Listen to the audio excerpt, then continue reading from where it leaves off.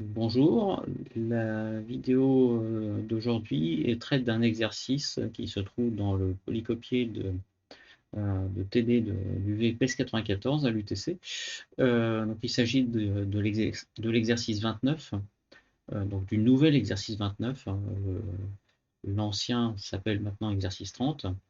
Donc il a été rajouté au printemps 2021, cet exercice qui est en fait tiré du final de, euh, du semestre d'automne précédent. Et donc il s'agit de l'étude d'un transformateur électrique. Donc, euh, très rapidement, un transformateur électrique, c'est un dispositif électrotechnique qui permet de modifier la tension que l'on va fournir à une charge à partir d'une tension disponible euh, au niveau d'un réseau électrique. Donc c'est un dispositif qui est fait pour fonctionner en courant alternatif, typiquement à 50 Hz chez nous. Et de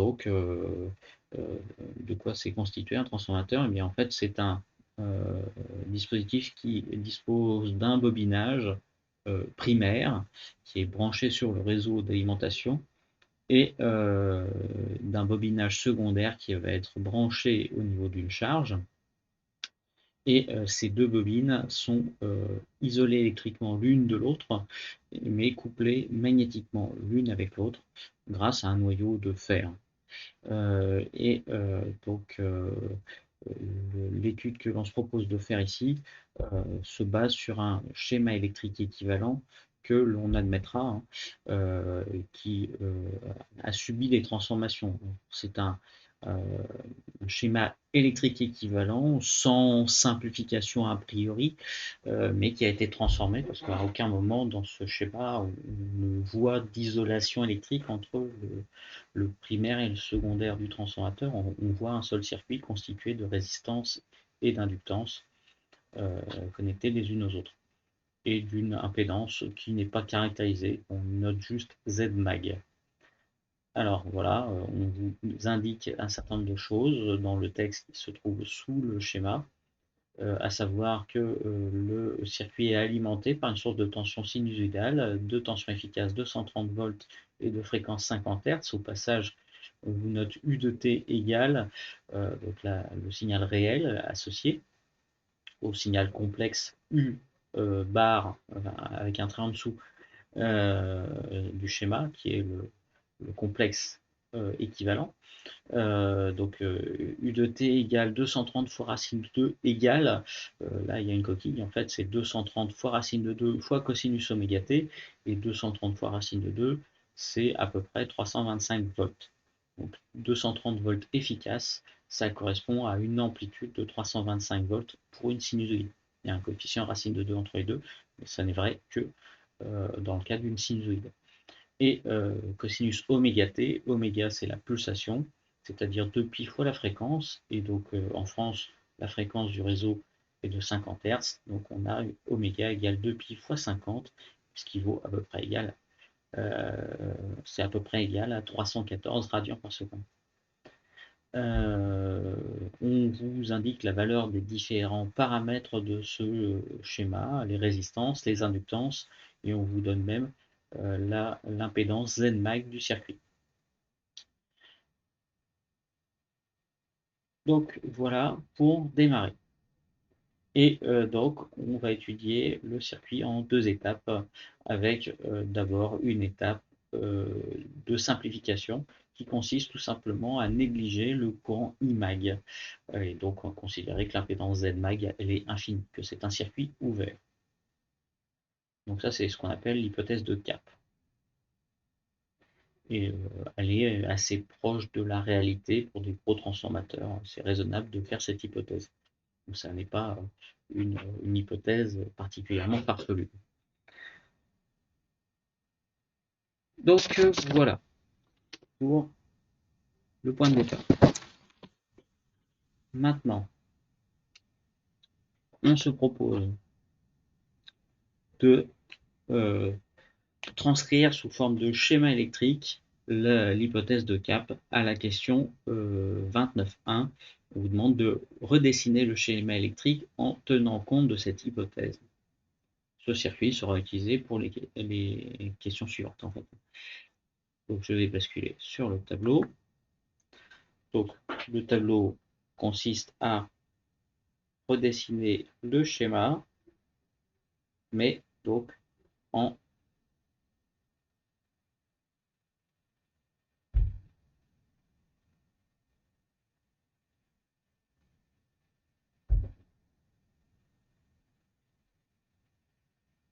venant omettre l'impédance Z-mag.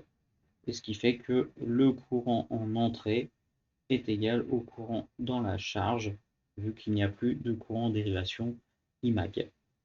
Donc voilà la réponse à la question 29.1, donc la première question. Ensuite, la deuxième question, donc je ne reviens pas au schéma, je vous indique juste que on vous demande d'exprimer la tension complexe associée à la tension réelle qui est indiquée dans l'énoncé, U de T, je rappelle c'est 325 fois cosinus oméga T. Et donc, si on passe en complexe, alors suivant le correcteur, suivant le professeur que vous avez en TD, vous aurez éventuellement des petites variantes.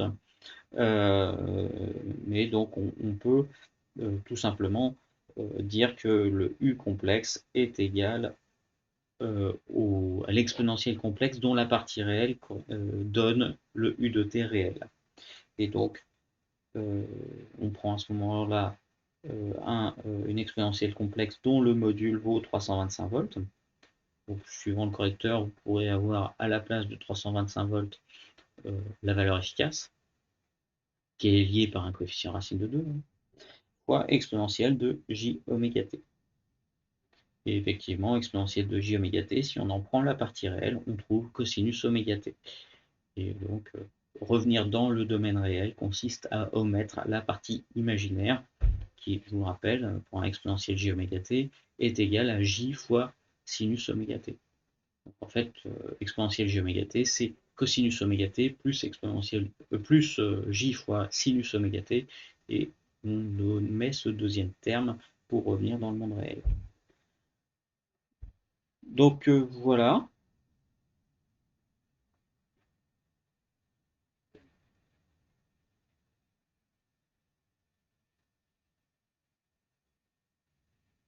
Okay.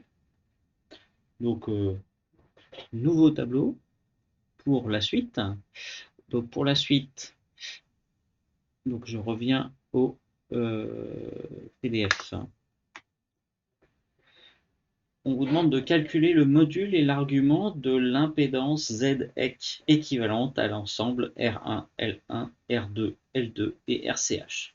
Donner son expression littérale et ses valeurs numériques, normes et arguments, partie réelle et partie imaginaire.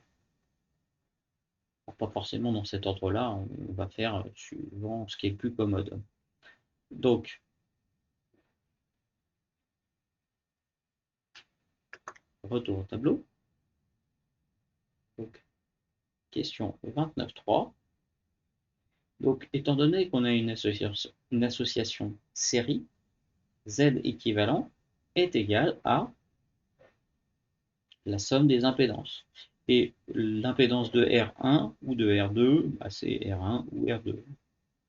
Donc, et RCH, pareil.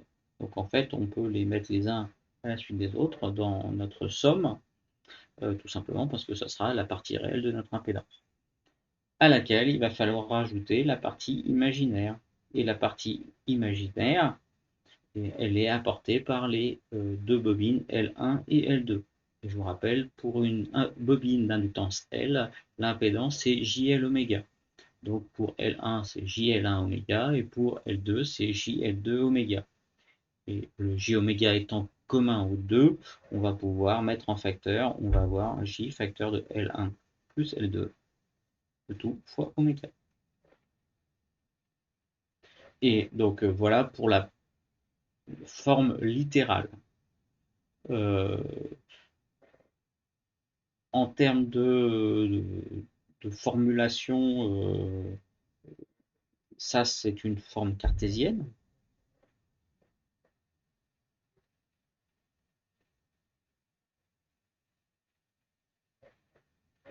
Et donc cette forme cartésienne, on va pouvoir euh, bah, donner les valeurs numériques de la partie réelle et de la partie imaginaire. Donc Z équivalent, c'est égal à R équivalent plus J, parce que je m'appelle, oui, donc je donne JL équivalent fois oméga avec R équivalent égale à R1 plus R2 plus RCH, L équivalent égale à L1 plus L2. Donc en fait, quand on a deux bobines en série, l'inductance que l'on obtient, c'est la somme des inductances. Et pour les résistances, c'est la somme des résistances. Il y a les deux types de composants se comportent de la même manière. Alors, en termes de valeurs numériques, je vais reporter les valeurs numériques de R1, de R2 et de RCH, si je la trouve. RCH, c'est 20 ohms. Donc, il y a bien tout. Donc, 0,3, 0,6 et 20.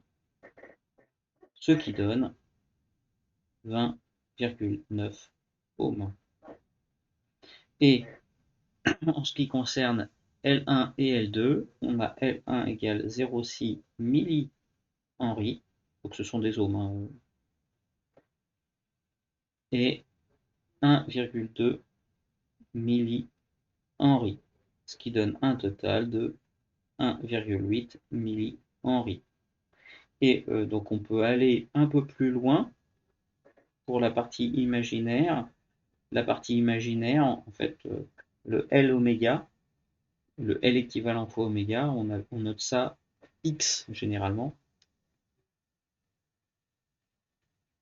Et donc on appelle ça la réactance en ohms.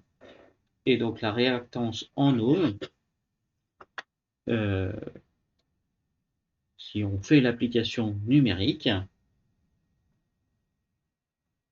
donc 1,8 millihenry que multiplie 2 pi fois 50, on trouve que c'est égal à 0,565 ohms. Donc la partie réactive est positive, mais assez faible devant la partie résistive. Ça, c'est un point de détail. Mais donc ce point de détail, il va nous permettre de vérifier les calculs une fois qu'on va basculer en forme polaire. La forme naturelle que l'on obtient ici, elle est cartésienne, mais pour les calculs, pour la suite, il peut être judicieux de basculer sous forme polaire. Et c'est précisément ce qui est demandé, hein, dans l'énoncé. Je retourne à la question. On vous demande bien de donner norme et argument. Alors, norme, c'est plutôt pour la norme d'un vecteur. Normalement, on appelle ça un module. Là, on a déjà traité partie réelle et partie imaginaire, les deux composantes de la forme cartésienne. Et module et argument, ce sont les deux paramètres de la forme polaire. Je reviens au tableau.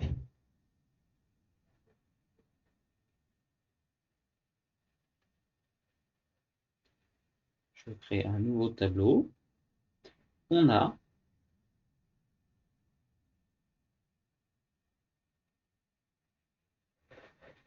Z équivalent qui est de la forme R équivalent plus JX équivalent. Et donc je reporte tout de suite avant de l'oublier. Alors c'était 20,9 je crois, ohms, et 0,565 5 ohms en termes de valeur numérique.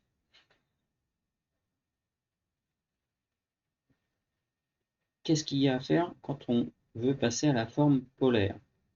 La forme polaire de Z équivalent, c'est en fait module de Z équivalent fois exponentielle de J facteur de argument de Z équivalent.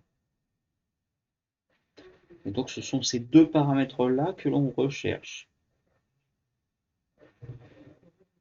Et donc, on note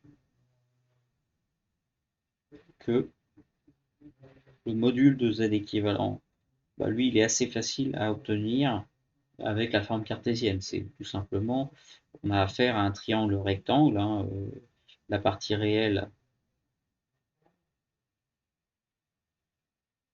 et la partie imaginaire dans le plan complexe nous donne un point dans le plan. Et le module, c'est la longueur du segment de droite qui relie ce point avec l'origine. Et on s'aperçoit qu'on a affaire à un triangle rectangle. Donc là, très clairement, on est dans ce cadran-là, on a partie réelle et partie imaginaire qui sont positives. Et donc, la longueur que l'on a calculée, en fait, c'est l'hypoténuse de ce triangle rectangle. Donc, on applique le théorème de Pythagore, qui est racine carrée de R équivalent au carré plus X équivalent au carré. Et en ce qui concerne l'argument de Z équivalent, étant donné que l'on est dans le demi-plan droit, dans le plan complexe, dans le demi-plan droit plus précisément, on a le droit d'appliquer la fonction arctangente pour calculer l'argument. Ça demande quelques précautions. C'est pour ça qu'en règle générale, en cours, on vous dit de faire attention avec la fonction arctangente. Et donc, dans un triangle rectangle, si on cherche à calculer cet angle-là, qui est précisément celui qu'on cherche, on a le côté adjacent qui est la partie R équivalent, le côté opposé qui est la partie X équivalent, et l'angle que l'on recherche, eh bien, sa tangente, c'est côté opposé sur côté adjacent. Donc c'est X équivalent sur R équivalent. Et donc pour retrouver l'angle, il faut appliquer la fonction inverse, ce ratio. Donc c'est arctangente de X équivalent sur R équivalent. Et donc là, on a tout ce qu'il nous faut pour faire les applications numériques. Donc,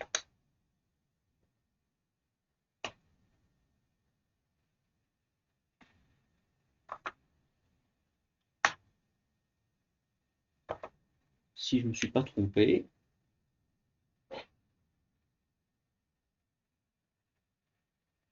le module de Z équivalent vaut 20,9 ohms avec trois chiffres significatifs. En fait, le quatrième serait à 1. De toute façon, la partie réelle étant très grande devant la partie imaginaire, le module est quasiment égal à la partie réelle. On a un nombre complexe qui est pratiquement aligné avec l'axe des abscisses. La partie imaginaire est très faible. Et en ce qui concerne l'argument, 0,565 divisé par 20,9, ça donne une tangente de 0,027. Et donc,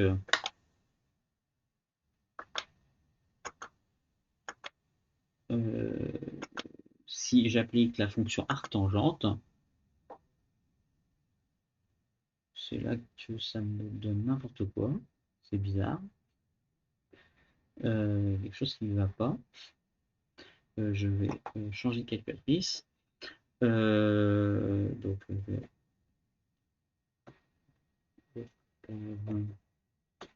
ça sera mieux. Normalement, vu qu'on a un angle faible, la fonction tangente x est à peu près égale à x, et à peu près égale à sinus x d'ailleurs. Et donc normalement, on doit trouver une fonction arctangente qui est à peu près égale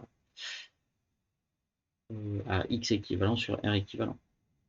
Donc 0, tiens, ça répond pas. Encore un souci de réactivité.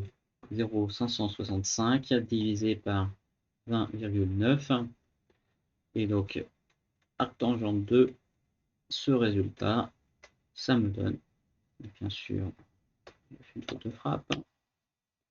Ça fait 0,027. Et le chiffre d'après, on peut mettre un 0. L'arrondi, ça donne ça. Et donc, c'est des radians. Donc, attention, pour arctangente x à peu près égal à x, ça ne marche que si on est en radian. Donc, faites attention au mode de votre calculatrice, suivant que vous êtes en degrés ou en radian.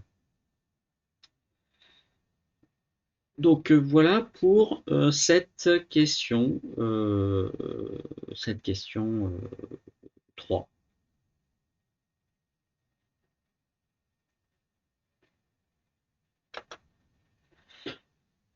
Une fois qu'on a traité la question 3, on passe à la question 4, où il est indiqué en notant z équivalent égale module de z équivalent fois exponentielle de j argument de z équivalent. Donc c'est ce que j'ai noté. Et donc on note z centré en dessous équivalent pour le module, exponentielle de j phi équivalent pour l'argument. Donc phi équivalent, l'argument de z équivalent. Calculer l'expression complexe du courant I, donner son expression littérale et ses valeurs numériques. Donc on va voir tout l'intérêt de la formulation polaire pour ce calcul-là. Je reviens au tableau. Je sauvegarde au cas où. Donc, en fait, on a un circuit complet que l'on peut assimiler à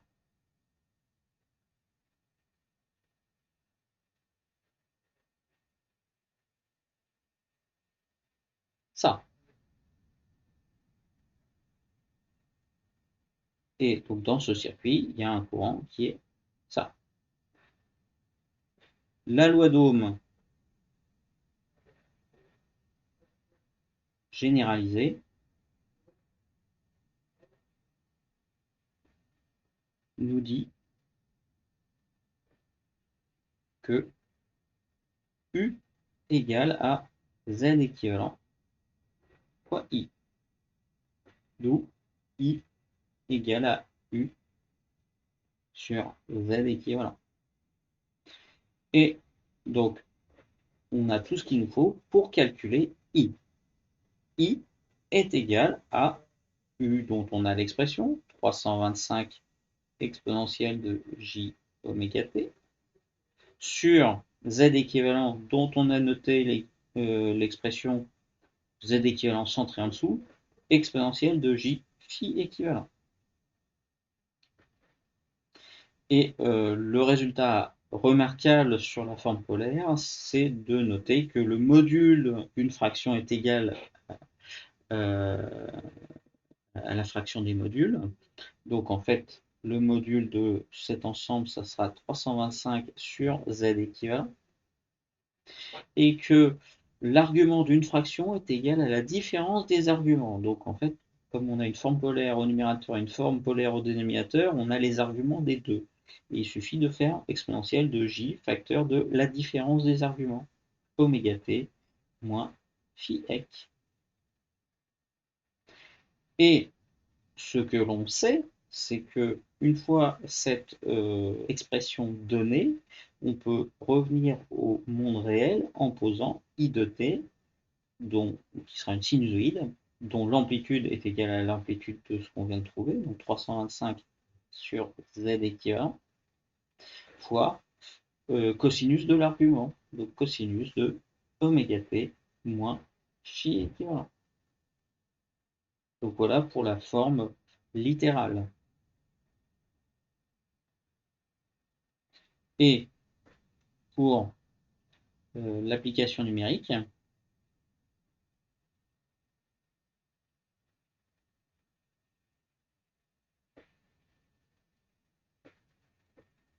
Z équivalent, bah, on a vu que c'était 20,9 ohms à peu près, et que phi équivalent, c'est à peu près égal à 0,027 radians. D'où I de t égale à peu près égal à donc 325 volts divisé par 20,9 ohms. Je veux comme ça, je veux un égal. Donc ça fait 15,55. Les trois chiffres significatifs. 15,6 cosinus de oméga t moins 0,027. Avec un 0 derrière, pour bien indiquer que c'est bien trois chiffres significatifs. Et donc, ça c'est bien l'amplitude.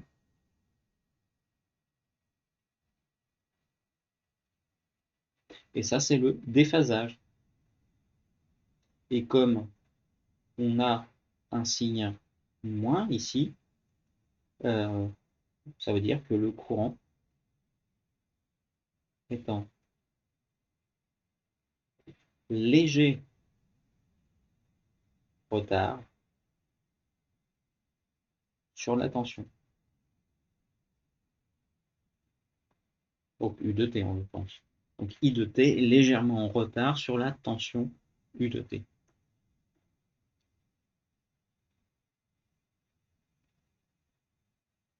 Alors, donc une fois qu'on en est là, je reviens au PDF, on vous demande à la question suivante, 29.5, donner l'expression complexe de UCH, puis l'expression temporelle UCH. Complexe UCH avec un trait en dessous et UCH réel sans trait en dessous. Valeur littérale et numérique. Alors, je regarde, je crée un nouveau tableau. Donc, rappel.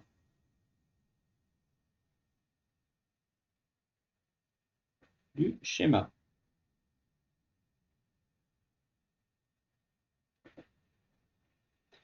On a R1, L1, R2, L2,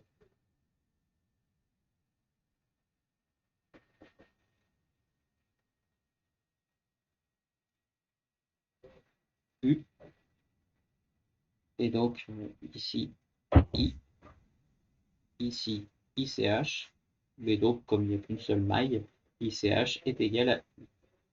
J'ai oublié de noter que ça c'est RCH. Et la tension qui nous intéresse, UCH, elle est au bord de RCH.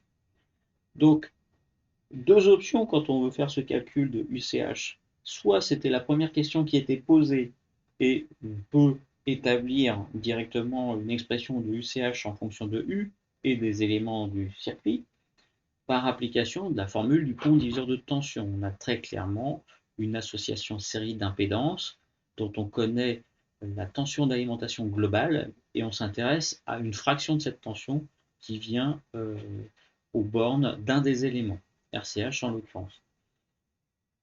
Donc on peut appliquer la formule du pont diviseur de tension dans ce contexte. Mais là, on s'est donné le mal à la question précédente de calculer I. Donc pas besoin de faire ce calcul de pont diviseur de tension. On a UCH qui, par définition, par application de la loi d'Ohm aux bornes de RCH, UCH c'est RCH fois I, tout simplement. Or, I a déjà été, donc, calculé. I, ça vaut 15,6 exponentielle de J facteur de oméga t moins 0,027. Je ne mets pas le 0 derrière, ça suffit bien. Donc,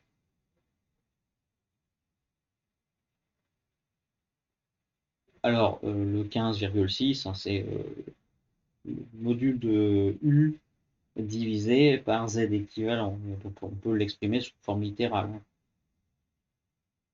Décidément.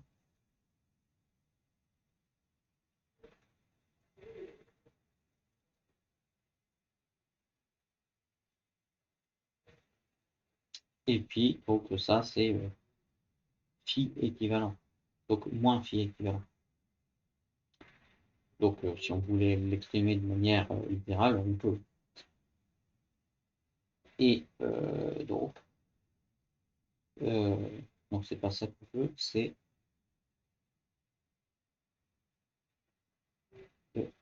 toujours pas ça que je veux. Je vais y arriver. UCH est égal à RCH I, donc qui est RCH module de U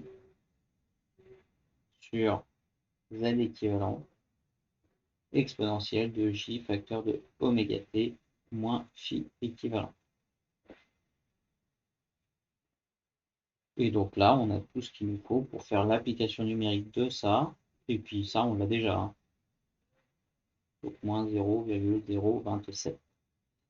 Et donc le module, donc en fait c'est 15,6 fois 20 ohms. Donc ça fait 311 volts.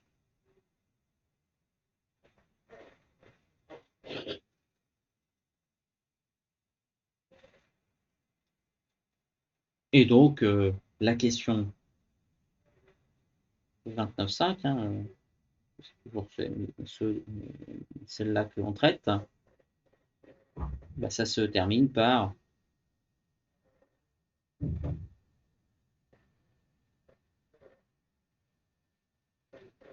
dans le domaine réel,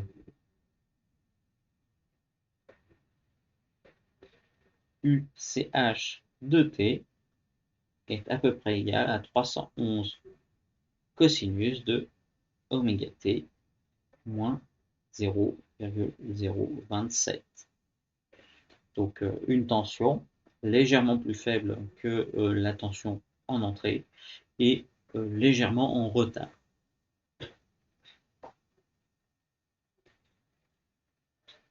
Donc là, j'en profite pour traiter directement la question 29.6. Donc là, je ne rebascule pas sur le PDF du sujet. On vous demande d'exprimer la valeur de la chute de tension relative du secondaire par rapport au primaire. Ok, on vous donne la formule en fait. Hein. Delta U en pourcent est égal au module de U moins module de UCH sur module de U que multiplie 100. Donc l'application numérique, delta U en pourcent est égal à 325 moins 311 sur 325 fois 100. Et donc, ça fait 14 sur 325 fois 100. Et donc, 1400 sur 325, ça fait 4, allez, 3 chiffres significatifs, 4,31%. Donc une chute de tension modérée. Et donc ça, cette question termine l'étude simplifiée. Les questions suivantes traitent du circuit complet où on prend en compte l'impédance de magnétisation Z mag.